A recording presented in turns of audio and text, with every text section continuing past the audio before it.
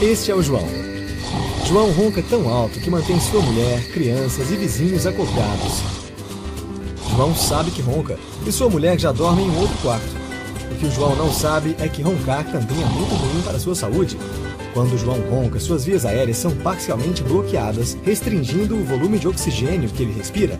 Essa falta de oxigênio pode ter sérios efeitos em sua saúde, causando fadiga, problemas cardíacos e mesmo depressão. Muitos casos, inclusive de derrames, estão relacionados com alguns tipos de distúrbios do sono. Apresentamos a faixa anti-ronco.